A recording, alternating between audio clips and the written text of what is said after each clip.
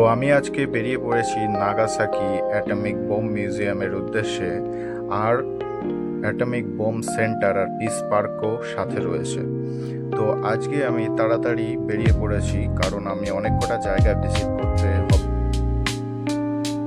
লন্ডনে থাকে, কিন্তু এখানে কাজ করে গাইডের। এনার বয়স হলো 23 বছর, যা বললো আমাদের, কিন্তু দেখে মোটেই মনে হচ্ছিল না।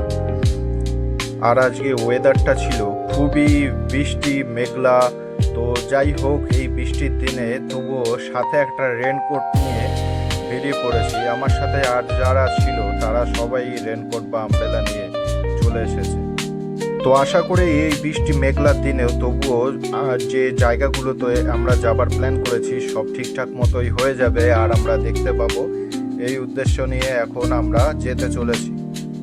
আর আমাদের গাইডের নাম হলো মিতো। ইনি 1 বছর হয়েছে এখানে কাজ শুরু করেছে। আর ইনি আমাদের বলল যে ইনি কেন এখানে কাজ শুরু করেছে। তার কারণ হলো ইনি জাপানকে খুবই পছন্দ করে, এখানকার লোকজন, এখানকার পরিবেশ, তাই ইনি এখানে কাজ শুরু করেছে। তো ইনারই এইসব কথা শুনতে শুনতে আমরা যাচ্ছি যে অ্যাটমিক বোম সেন্টারে। ইনি আমাদের বলছিল যে এখানে কি কি হয়েছিল বা কি ঘটেছিল, বা এখানকার লোকেদের কিছু শোনা কথাও আমাদের বলছিল। আমরা সবাই জানি সকাল কেমন হয়, আলোয় ভরা, নতুন আশার। কিন্তু 1945 সালে 6ই আগস্ট জাপানের হিরোশিমা শহরে মানুষের জন্য সেই সকালটি এনেছিল একটি জীবন্ত নরক। ঘড়িতে তখন সকাল 8টা বেজে 15 মিনিট। মানব ইতিহাসের সবচেয়ে ধ্বংসাত্মক এবং বিতর্কিত অধ্যায় হলো জাপানের উপর মার্কিন যুক্তরাষ্ট্রের পারমাণবিক বোমা হামলা। মাত্র কয়েক সেকেন্ডের ব্যবধানে দুটি শহর ধুলোয় মিশে গিয়েছিল, প্রাণ হারিয়েছিল লাখ লাখ মানুষ। আজকে আমরা সেই সবই দেখতে চলেছি। তো সাথে থাকো আর দেখতে থাকো।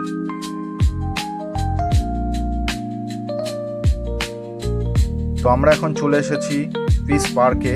এইখানে এই মূর্তিটা বলে দিচ্ছে যে এই লোকেশনের বাঁ দিকে বোমটি ড্রপ করা হয়েছিল। নানান ধরনের এখানে মূর্তি দেখা যায়, যে মূর্তিগুলো এসেছিল নানান ধরনের দেশ থেকে। পার্কটি ছিল খুবই সুন্দর, চারিদিকে ফুল আর নানান ধরনের সুন্দর গাছ আর বেদনাদায়ক নানান ধরনের মূর্তিতে ভরা। মূর্তির সাইডে সব ডিটেলসে লিখে দেওয়া রয়েছিল সেই তখনকার সময়টার পরিস্থিতি। বৃষ্টি খুবই জোরে এসছে। তো আজকে খুবই বৃষ্টি হচ্ছে। আজকে এই বৃষ্টির দিনে এই জাপানের নাগাসাকিতে এসেছি। দেখতে পাচ্ছ কিরকম অবস্থা রয়েছে, খুবই বৃষ্টি। যাই হোক, এই বৃষ্টিতে আমি আমার রেনকোট পরে বেরিয়ে পড়েছি, তো অসুবিধা নেই ততটা।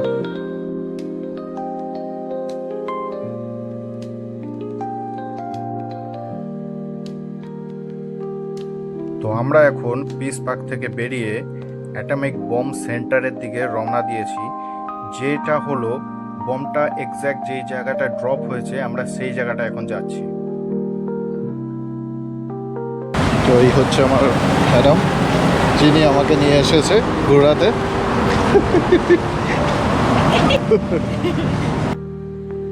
তো আমাদের গ্রুপের সবাই একসাথে চলে আসার পর আমরা যেতে চলেছি মেন বোম ড্রপ সেন্টারের কাছে, যেখানে বোমটি ড্রপ হয়েছিল।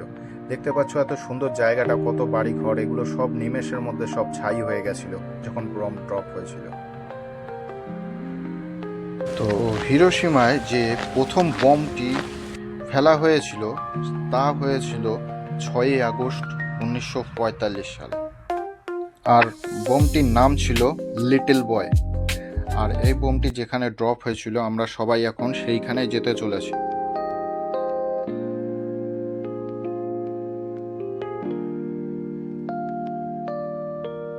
This is the exact pinpoint of where the bomb dropped. Let's go. আর নাগাসাকিতে যে দ্বিতীয় পারমাণবিক বোম ফেলা হয়েছিল তা হয়েছিল 9ই আগস্ট 1945 সালে। আর যেই বিমান হিরোশিমার উপরে বোম ফেলেছিল সেই বিমানের নাম হলো এনোলা গে।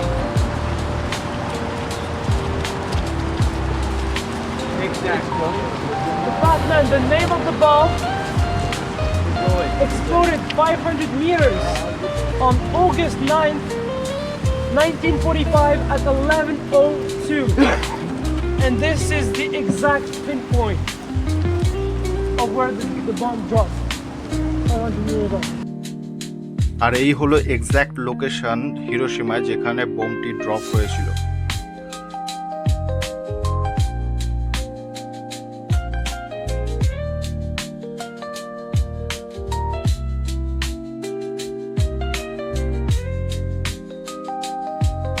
আর নাগাসাকিতে বোম ফেলার সময় মিশনের কমান্ডো ছিল চার্লস সুইনি। আর এই পারমাণবিক বোমা তৈরির প্রকল্পটির নাম ছিল ম্যানহাটন প্রজেক্ট।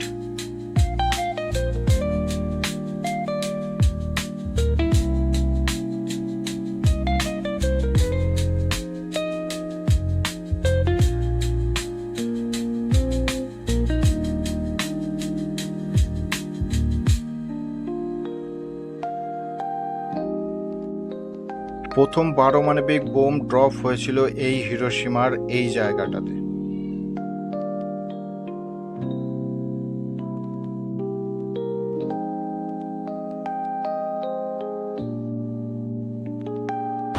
এখানে আসার পরে আর পুরো ঘটনা শোনার পরে একটা আলাদা ধরনেরই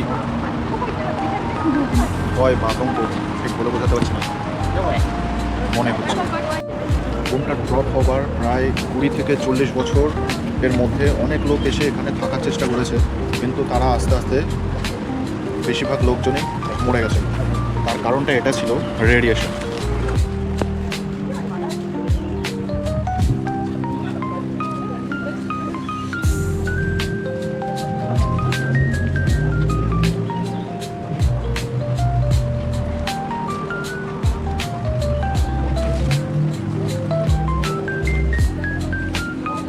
সেই তখনকার সময় থেকে এখন সেটাই দেখাচ্ছি।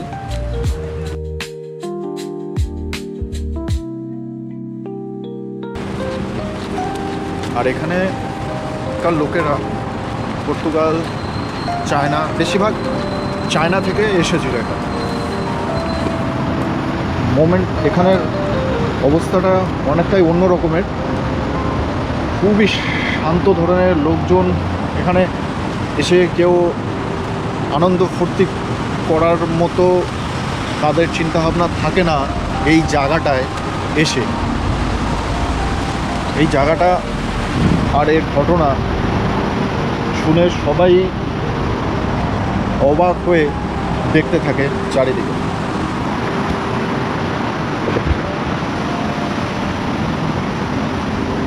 দেখতেই পাচ্ছ এই যে মূর্তিটা আমার পেছনে রয়েছে, এই মূর্তিটা এটা বলতে যাচ্ছে যে এখানে অনেক মা তার সন্তানদের হারিয়েছে। বোম ড্রপ হওয়ার কিছুক্ষণের মধ্যেই সব কিছু পুড়ে ছাই হয়ে গেছে। কত বাচ্চা, কত মা, কত বাবা, ফ্যামিলি, কেউ বেঁচে নেই সেটা। আর বোম ড্রপ হবার অনেক সময় যাবার পরেও অনেক লোকজন এসে এখানে থাকার জন্য এসেছিল, যে ঘরবাড়ি করে থাকার জন্য, কিন্তু তারা রেডিয়েশনের জন্য ক্যান্সার বা নানান ধরনের রোগে তারা মারা গেছে। তো অনেক সময় যাওয়ার পরে তারপরে আস্তে আস্তে লোক এখানে আসা শুরু করেছিল, বসবাস শুরু করেছিল। তো আমাদের সামনে একটা মূর্তি রয়েছে যেটি খুবই দুঃখজনকভাবে একটা বাচ্চা মেয়ে মারা গেছিল। তো সেটারই গল্প আমাদের গাইড আমাদের বলবে, তো শোনো। This is Sadako. She is not from Nagasaki, she's from Hiroshima. She had leukemia because of the bomb, and throughout her whole life she tried to make 1,000 origami, because in Japanese folklore, if you make 1,000 of them, you can get a wish coming true. The sad part is She unfortunately died, and she made around 600 to 700 origamis. The rest of them, they were made by her classmates. That's why you can see the origami everywhere. আমরা এখন দেখতে চলেছি মিউজিয়ামটা। আমরা এখন সবাই মিউজিয়ামের দিকে এখন যাওয়া শুরু করেছি। সমস্ত রকমের ডিটেলস রাখা রয়েছে, দেয়া রয়েছে।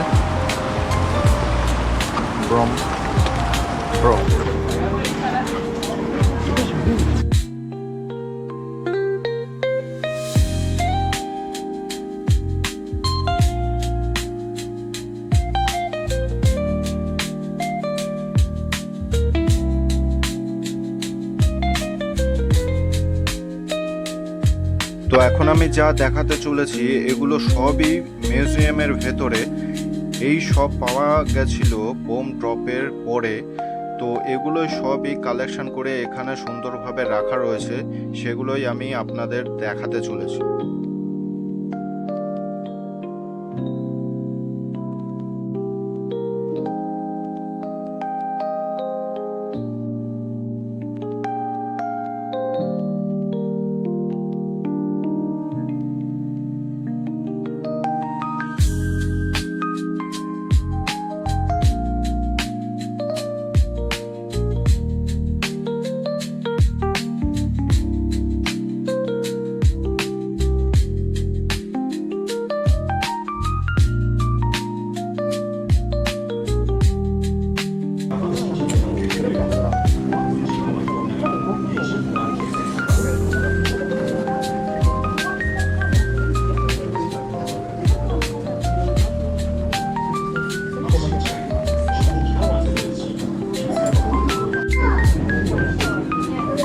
এটা যেটা দেখছেন, এটা 4টে কাচের বোতল রয়েছে যেটি একদম মেল্ট হয়ে রয়েছে। তার সাইডে রয়েছে একটা বাচ্চা টিফিন বক্স, যে খাবারটা পুড়ে রয়েছে ভেতরে। কিরকম দুরবস্থা হয়েছিল তাহলে বুঝতেই পারছেন। দেখেন বাকি আরও কিছু রয়েছে যেগুলো আমি ক্যাপচার করেছি।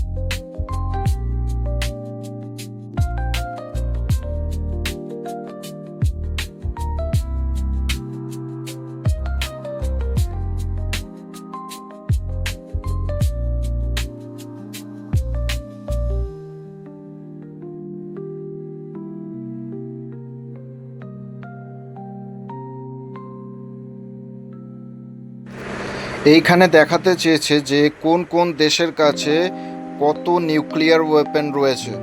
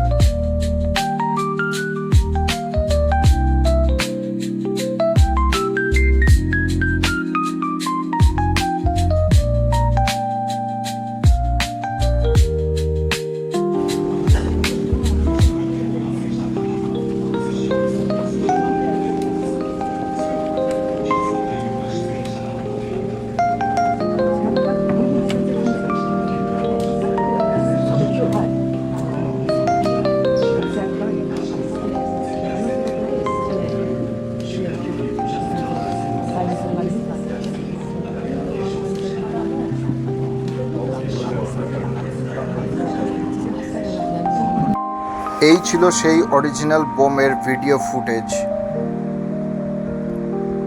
আর এই ছিল সেই বিমান, যেই বিমানের দ্বারা ড্রপ করা হয়েছিল বোমটিকে জাপানে।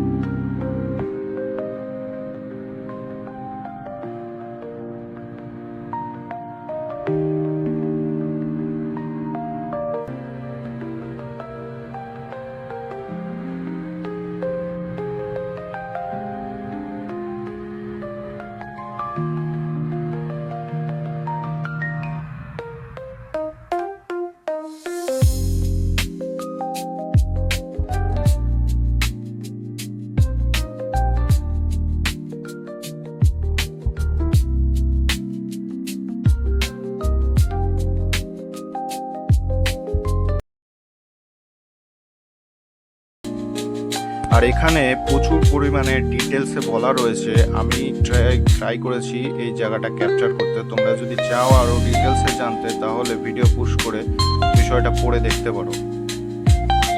এই সব ধরনের জিনিস যা দেখতে পাচ্ছ, এগুলো হলো সেই সময়কারের জিনিস। আর এই হলো সেই পারমাণবিক বোমের একটা এক্সাম্পল বানিয়ে লোককে দেখানোর জন্য রেখে দেওয়া রয়েছে। এই বিস্ফোরণের ফলে তাপমাত্রা তাৎক্ষণিকভাবে খুবই বেড়ে গেছিল, আর লক্ষ লক্ষ মানুষের মৃত্যু হয়েছিল, অনেক মানুষ পঙ্গু হয়ে গেছিল। আর এই বোমটির ওজন ছিল প্রায় 4600 কেজি।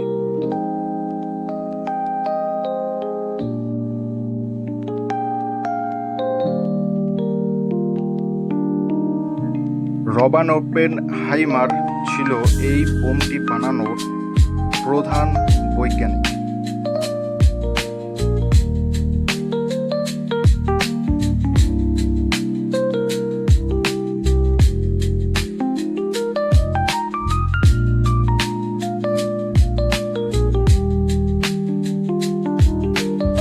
এখানে অনেক শিশু, মানুষ, পুলিশ, সিকিউরিটি গার্ড, নানান ধরনের লোকের ছবি দেওয়া রয়েছে, যারা এই পারমাণবিক বোমার ফলে মারা গিয়েছিল তখনই।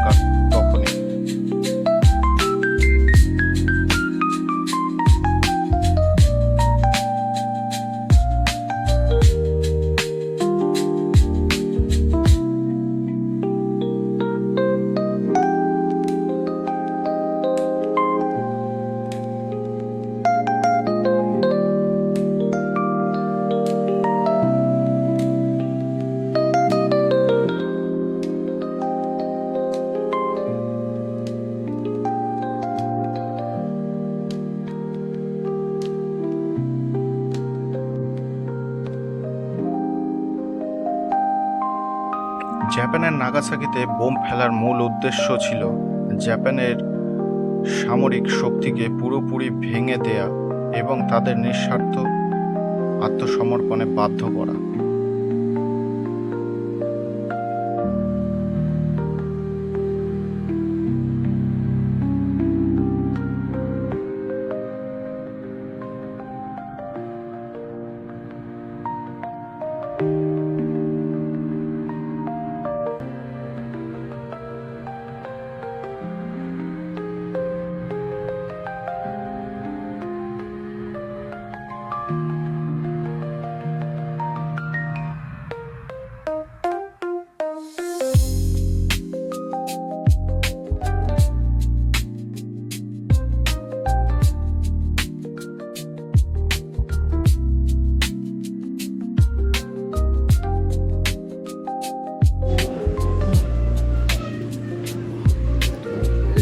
সেই বোমটা অ্যাটমিক বোম, যেটা নাগাসাকিতে ড্রপ করা হয়েছিল। বোম ফেলার দীর্ঘমেয়াদী তেজস্ক্রিয়তার কারণে বহু মানুষ ক্যান্সার, জিনগত সমস্যা এবং বিভিন্ন দীর্ঘস্থায়ী রোগে আক্রান্ত হয়েছিল, যা পরবর্তী প্রজন্মকেও প্রভাবিত করেছিল।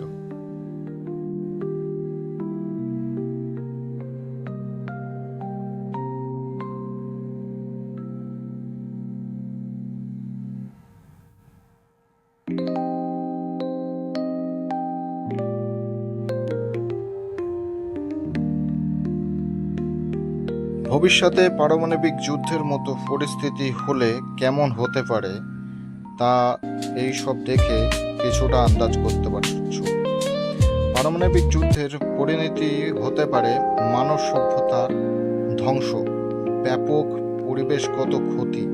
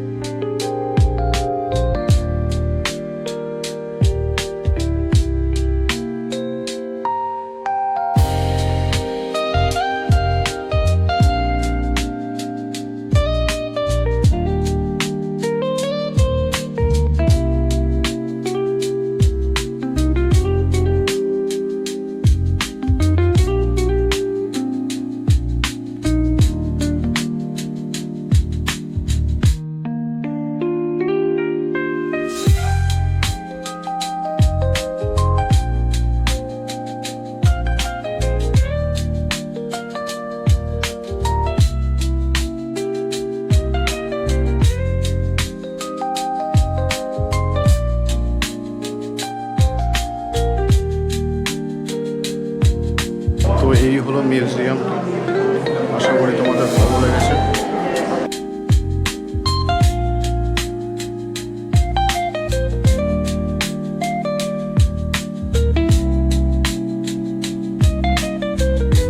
তো thank you for watching this video. দেখা হচ্ছে আনাদার ভিডিওতে।